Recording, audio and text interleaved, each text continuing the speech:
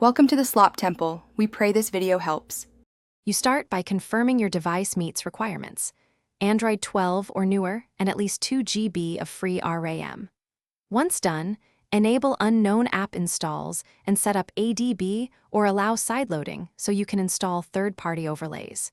You should download a reputable Dynamic Island app plus any optional overlay APK now. This is the foundation. Doing this early prevents permission friction later and ensures the live notification service can run without being killed by battery optimizers. You will sideload the Dynamic Island APKs and open the app to grant overlay, notification, and accessibility permissions. These let the island read notifications and draw above other apps.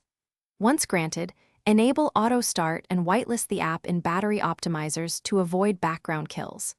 Now configure size, position, and animations. Test with incoming calls, media, and timers. Tweak per app triggers so the island responds only when you want. This reduces false activations and keeps the effect consistent across apps.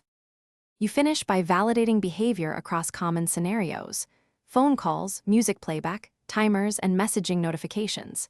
If the island doesn't appear or shows stale info, make sure notification and accessibility access are still granted and that the app isn't blocked by battery saver. If problems persist, restart your phone, clear the app cache, or reinstall the APK.